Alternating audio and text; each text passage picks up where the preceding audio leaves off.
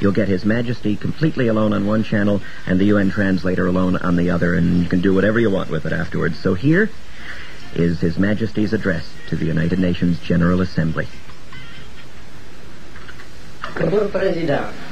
Mr. President, distinguished delegates, 27 years ago, as Emperor of Ethiopia, I mounted the rostrum in Geneva, Switzerland, to address to the League of Nations an appeal for relief from the destruction which had been unleashed against my defenseless nation by the fascist invader.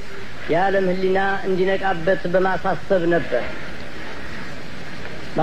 spoke then both to and for the conscience of the world. My words went unheeded, but history testifies to the accuracy of the warning that I gave in 1936. Today, I stand before the World Organization which has succeeded to the mantle discarded by its discredited predecessor. In this body is enshrined the principle of collective security, which is unsuccessfully invoked at Geneva. Here in this assembly reposes the best, perhaps the last hope for the peaceful survival of mankind. In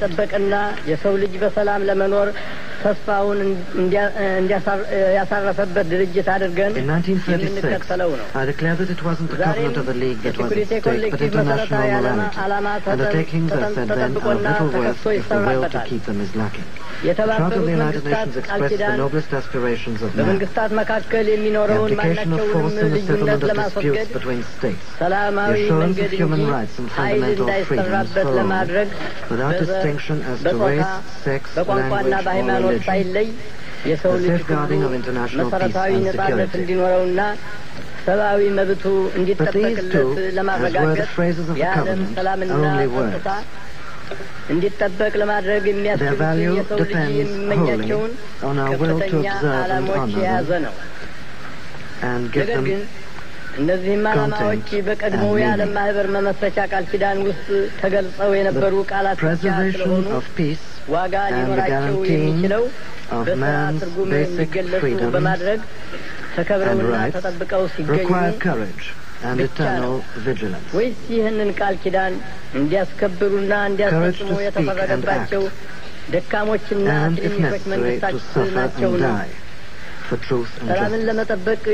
Eternal vigilance that the least transgression of international morality shall not go undetected and unremedied.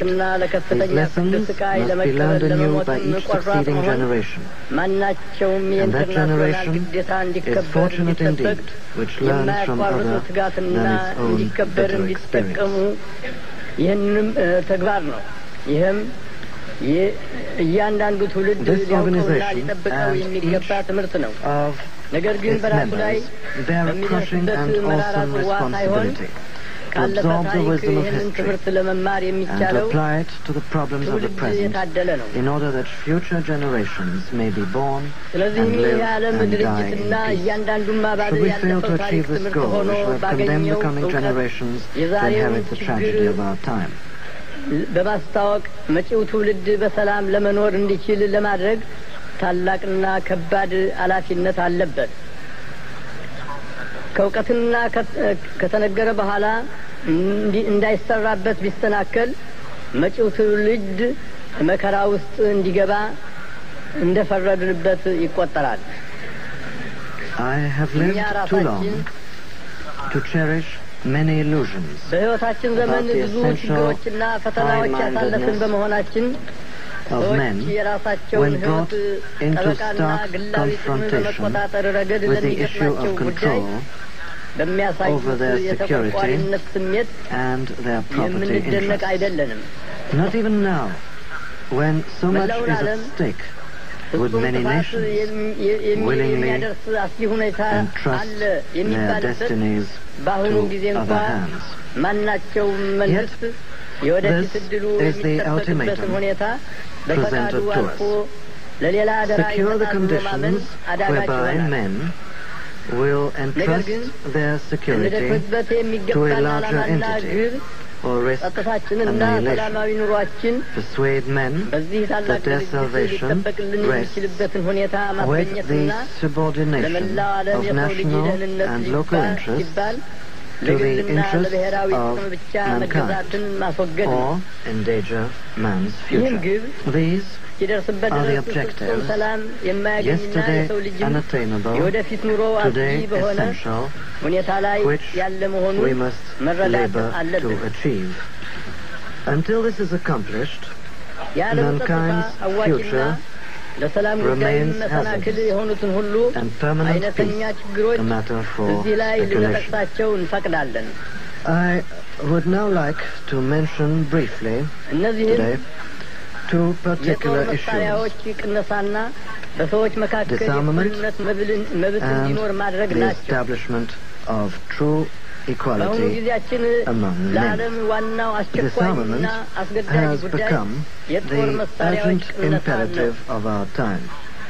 I do not say this because I believe that the absence of arms is tantamount to peace, or because I believe that bringing an end to the nuclear arms race automatically guarantees the peace, or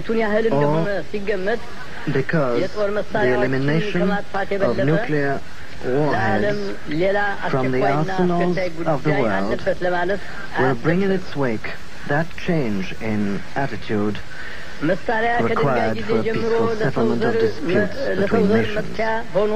Disarmament is vital today because of the immense destructive capacity which men now possess.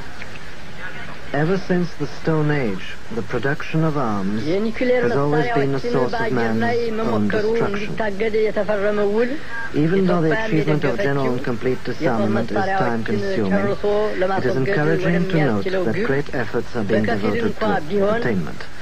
My country supports the nuclear test ban treaty, as a step towards this goal, even though it is only a partial step. The real significance of the treaty is that it admits of a tacit stalemate between the nations which initiated it, a stalemate which recognizes the blunt, unavoidable fact that none would emerge from the total destruction which would be the lot of all in a nuclear war. A stalemate which affords us and the United Nations a breathing spell in which to act. The goal of the equality of man which we seek is the very antithesis of the exploitation of one people by another, about which the pages of history, and particularly those written about the African and Asian continents, speak at such length. Last May in Addis Ababa,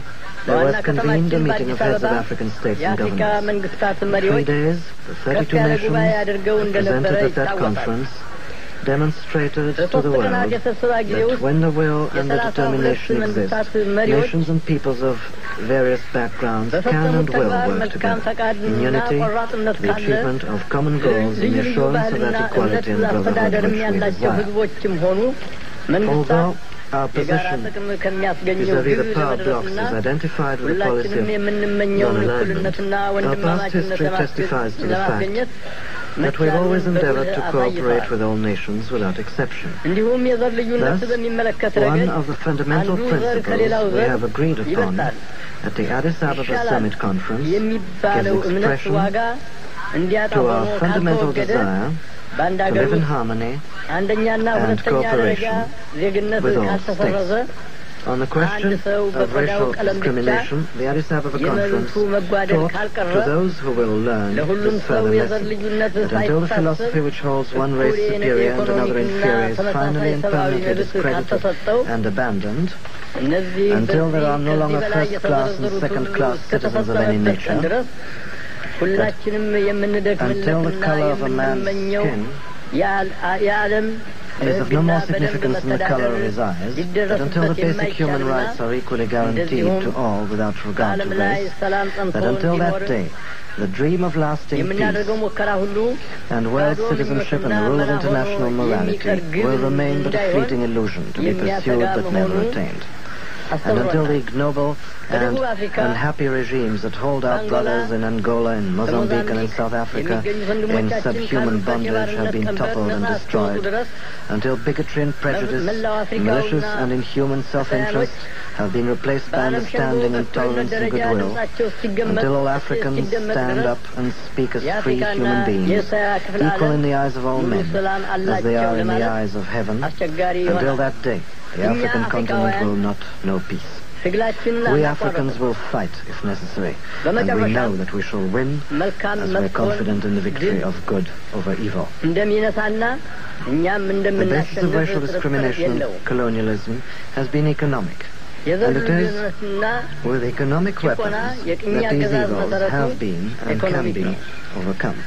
In pursuance of resolutions adopted at the Addis Ababa Summit Conference, African states have undertaken certain measures in the economic field which, if adopted by all member states of the United Nations, would soon reduce intransigence to reason. I ask today for adherence to these measures by every nation represented here, which is truly devoted to the principles enshrined in the Charter. I do not believe that Portugal and South Africa are prepared to commit economic or physical suicide. If honorable and reasonable alternatives exist, I believe that such alternatives can be found.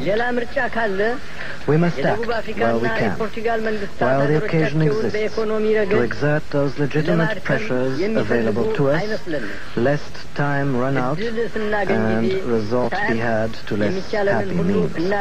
The great nations of the world would do well to remember that in the modern age, even their own fate is not wholly in their hands. Peace requires the united efforts of us all. Who can foresee what spark might ignite the fuse? The stakes are identical for all of us. Life or death. We all wish to live. We all seek a world in which men are freed of the burdens of ignorance, poverty, hunger, and disease. And we shall all be hard-pressed to escape the deadly rain of nuclear fallout should catastrophe overtake us. The problems which confront us today are unprecedented. They have no counterpart in human experience. Men search, peruse the pages of history for solutions, for precedents. But, alas, there are none to be found. This, then, is the ultimate challenge. Where are we to look for our survival? For answers to questions which have never been asked before. We must look first to the Almighty God, who has raised man above the animals and endowed him with intelligence and reason. We must put our faith in him, that he will not desert us or permit us to destroy mankind which he created in his image. And we must look to ourselves into the depths of our souls. We must become something we've never been, and for which our education and experience and environment have ill prepared us.